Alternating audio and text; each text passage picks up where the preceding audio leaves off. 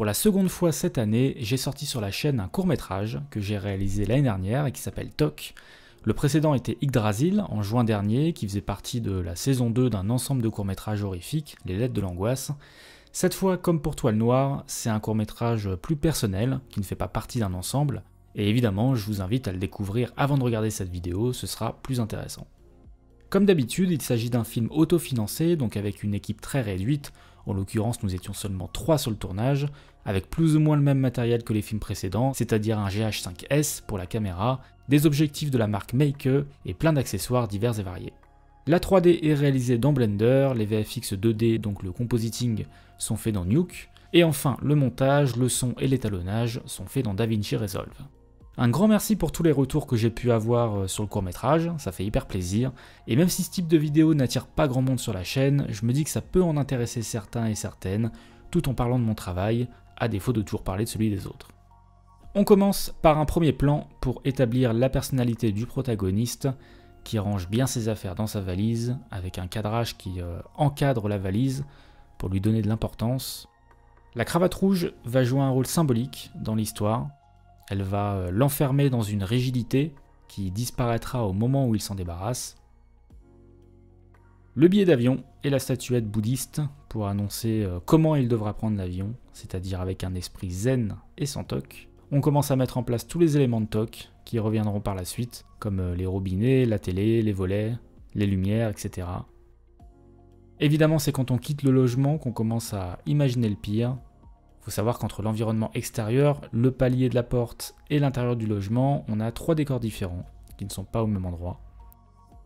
C'était pas évident de tourner dans la salle de bain, puisqu'elle était très petite, avec de grands miroirs aussi bien à l'extérieur qu'à l'intérieur de l'armoire. Ce qui m'a obligé à faire beaucoup de coupes au montage, alors qu'à la base je devais avoir des plans plus longs, en suivant les différents éléments. Cette fois, la jonction du miroir est en plein milieu de son visage pour montrer la fracture dans son esprit. Deuxième halte. L'inondation des toilettes est le premier gros élément CG du film. C'est une simulation de liquide faite dans Blender, puisque depuis quelques années sur mes projets perso, j'ai basculé entièrement sur Blender. Je profite du fait que les plans soient rapides pour que l'œil ne s'y attarde pas trop, même si ces quelques secondes m'ont évidemment demandé des semaines de travail.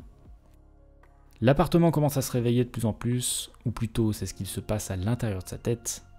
Entre le salon et la cuisine, la chambre et l'extérieur, on switch d'un lieu de tournage à un autre, donc 3 au total.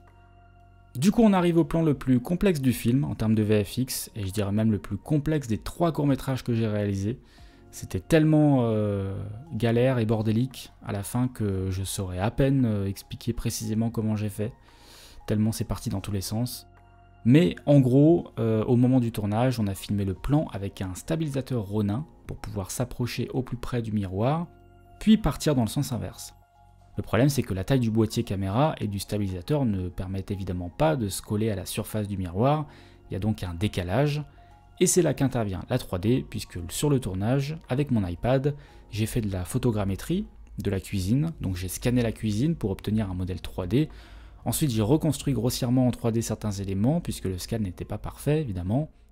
Et ensuite, c'est là que ça devient délicat. Au moment où ma caméra est au plus près du miroir, je projette le plan filmé sur mon scan 3D amélioré, de manière à continuer le mouvement, mais avec une caméra virtuelle, une caméra 3D, pour s'approcher au plus près du miroir, comme si le bord du miroir se trouvait vraiment en face de la caméra.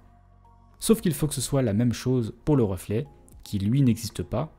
Donc il me semble que c'est la réflexion du scan 3D amélioré. Et ensuite il a fallu mélanger tout ça à la plate principale, donc au plan filmé, de manière à ce qu'à la toute fin, la limite du miroir soit pile poil au milieu de l'image, afin de pouvoir faire une toute simple symétrie de l'image, un renversement. Mais pour que le renversement fonctionne parfaitement, il faut que le plan, une fois à la jonction du miroir, soit totalement symétrique.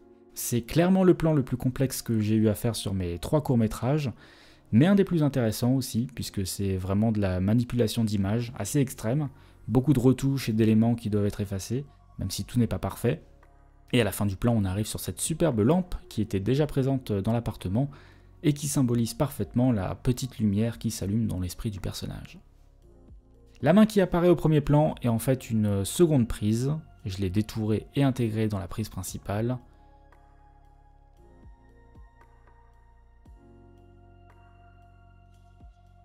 Le costume noir aide beaucoup à fondre le troisième bras dans son corps. L'appartement se réveille pour de bon. On arrive au plan séquence, donc la clémentine est en 3D, tout comme le bras et l'aspirateur. Le rayon de lumière qui tape l'aspirateur aurait dû être beaucoup plus fort sur la 3D, je me suis un peu planté là-dessus. L'ouverture des volets était télécommandée, ensuite c'était la télé qui était allumée, puis les lumières, et enfin l'acteur, que j'ai dû effacer, allume discrètement le four à la fin du plan. Le plan est clairement accéléré, j'ai choisi de le filmer plus lentement pour cadrer du mieux possible et aider pour le caméra tracking, de manière à ce que ce soit plus facile d'intégrer la 3D dans le mouvement. Pour l'aspirateur, j'ai projeté un maximum de photos de l'appareil sur le modèle 3D pour obtenir un modèle identique. Les bras dans le reflet sont trop clairs malheureusement. C'est toujours le problème quand on revoit les films beaucoup plus tard, on remarque plein de détails qui ne fonctionnent pas. Pour l'interrupteur, c'était très simple, l'assistant réel venait l'allumer et je gardais uniquement l'image clean, allumée ou éteint, pour faire un switch entre les deux. Pour les robinets, c'est un fil en métal qui soulève le levier. Ici, on a deux fils accrochés au frigo et au four qui sont tirés. Encore de prises. Là, c'est un peu plus sophistiqué, on a le fil qui soulève le levier et un bâton qui le referme. Ce plan était assez complexe aussi puisque c'est un faux plan séquence cette fois, contrairement à l'autre. Chaque bras qui apparaît représente une prise et à chaque prise, je commençais mon mouvement de caméra à la prise précédente pour raccorder du mieux possible au mouvement précédent et je terminais en anticipant le mouvement suivant. Et ensuite, j'ai mis toutes les prises bout à bout, en zoomant et en déformant l'image, avec une accélération entre chaque prise pour que les mouvements semblent s'enchaîner parfaitement comme s'ils avaient été filmés d'une traite.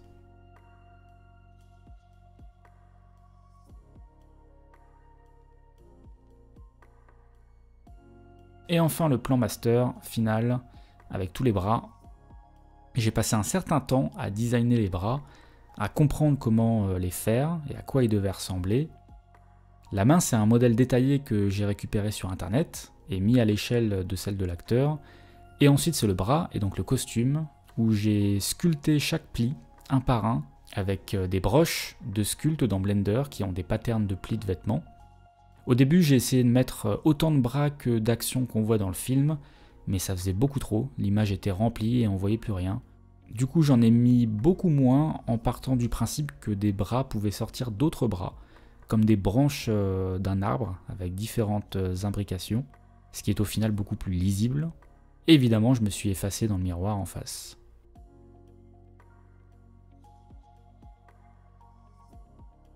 L'idée globale du film était de montrer que l'imagination peut à la fois être la cause et le remède à la peur. Elle a ses deux facettes, celle qui nous fait craindre le pire et celle qui nous aide à surmonter les problèmes, un peu comme les deux faces d'une même pièce. Ici, j'aime bien le fait qu'il y ait toujours les bras dans le reflet, qui attendent. Le film a été tourné en seulement 3 jours, à peu près une bonne vingtaine de plans par jour, donc c'était très speed, un peu trop speed même. Mais je suis quand même content du résultat, vu les conditions. Il y a 25 plans avec des VFX, aussi bien des très simples, que je n'ai pas évoqués dans la vidéo, comme des plus complexes. À titre de comparaison, Yggdrasil en avait 30. À ce moment, je voulais qu'il ait à nouveau un toc, mais de manière plus fantaisiste, pour montrer qu'il a évolué. Donc au lieu de voir un simple robinet dans une salle de bain, j'en ai mis un sur un nuage de pensées, comme s'il arrosait ses pensées, et ensuite il souffle dessus pour avoir une représentation visuelle de sa nouvelle capacité à surmonter son TOC. Voilà, j'espère que le court-métrage vous a plu, tout comme ce petit commentaire audio. N'hésitez pas à me dire ce que vous en avez pensé dans les commentaires.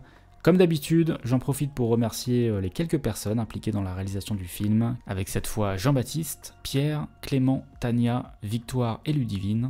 La prochaine vidéo sera le top 2025 qui sortira fin janvier prochain.